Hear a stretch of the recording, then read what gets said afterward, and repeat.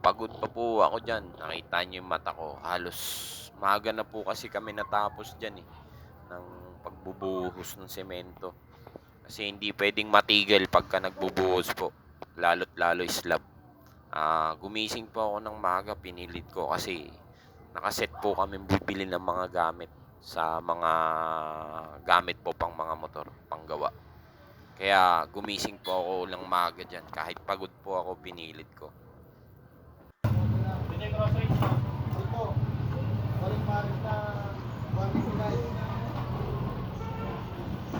Gamit ko.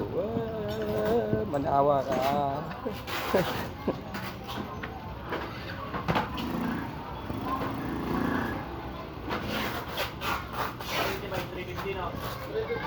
And magkano bigay mo sa auto guard? Yelo pa dun. Plastic.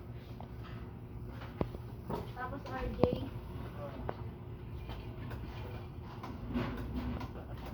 Apat ba?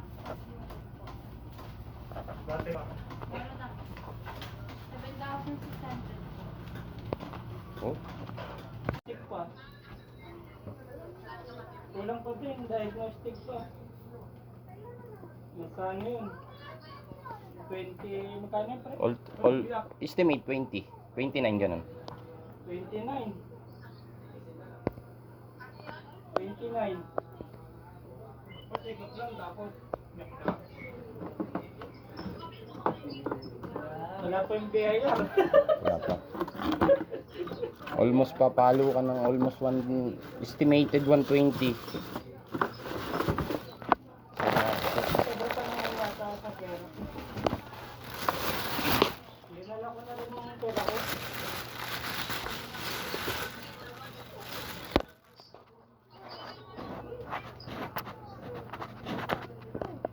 Yan, wala akong bawas ng alcohol.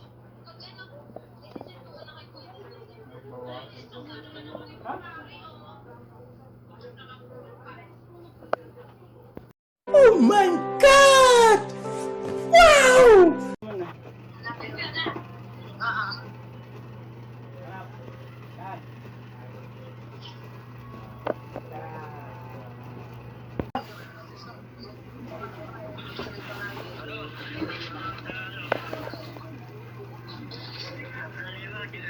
Lasing yun. Nasaan ka ba? Dapat tayo mo kayo si i-chat. Hindi naman kita maintindihan. I-chat mo kung nasaan ka.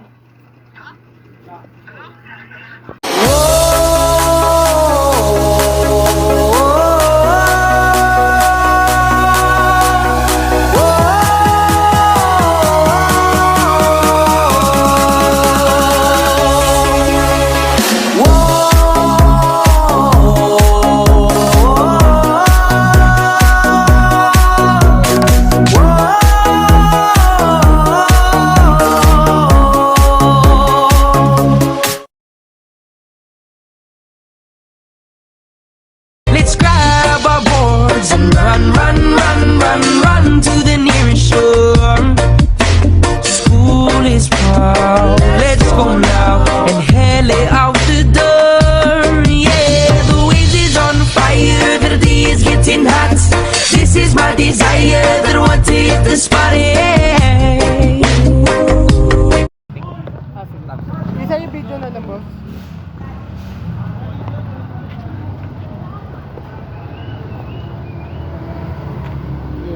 Three, two, one, go. Isa pa po. Ito isa. Ito. Last. Ito po isa last. Ito. Ay, nakupas. South pa kami pupunta, sir. South na. Caloocan. Ito po. Ayaw nga dito. Pagdating doon. Eto. Yes, sir.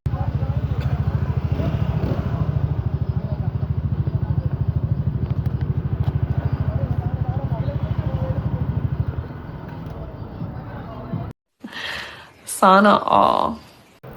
Nagkukulitan kami dyan. Ayop na yan.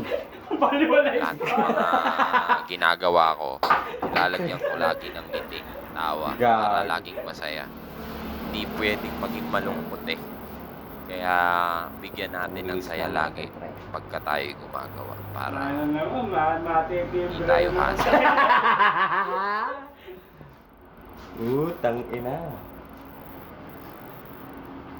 Oh, magaling kang kupal ka.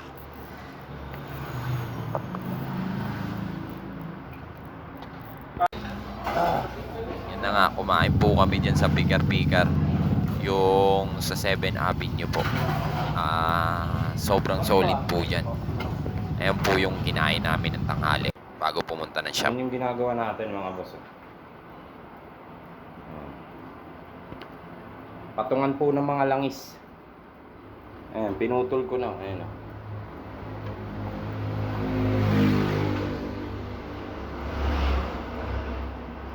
Puro text, ano po, black screw.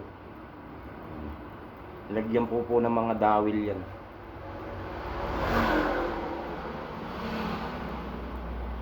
Ayan, nakita niyo yung butas. Lalagyan po ng stick well yan. Yan yung motor ko. Okay mga boss. Ito yung kuya may shop ko.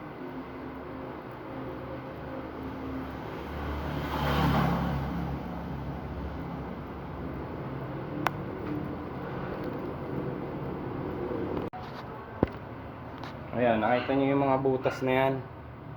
Lalagyan ko nito yan, ayan o. Ayan. Para dito yan, ayan o. Ayan.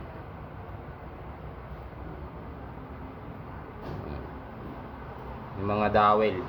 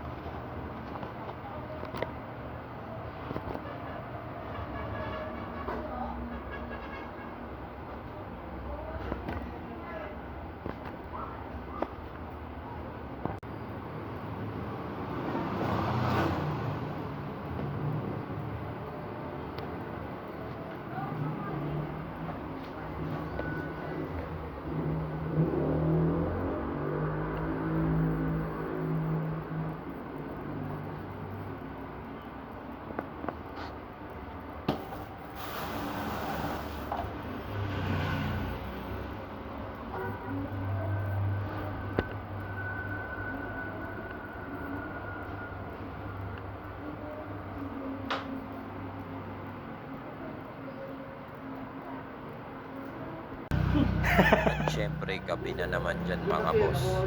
Syempre, kailangan po magpahinga. Masyadong i-hassle sa trabaho. Andyan lang po yan. Kailangan ng pahinga ng katawan. At syempre, hindi mabubuo yung pagkatapos ng trabaho. 2 bottles daw. 2 bottles, inabot ng maga mga boss. Ganun katindi yan. Puta. Pagod ka na. Pagod ka pa kakaisip. Sakit ng ulo mo kinabukasan. Ganun yan mga boss. Takot namin kayo sa nangyari kay Ninita sa kanyang pagtitina. Pero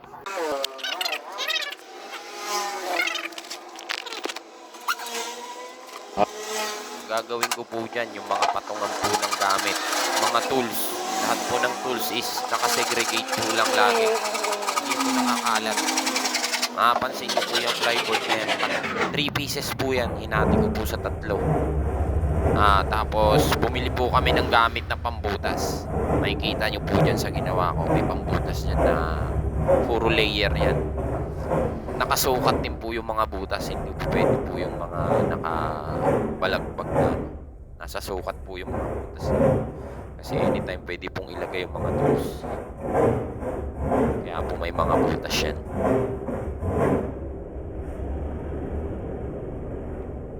Siyempre, ayoko po nang wala sa mga sukat tsaka sa squal.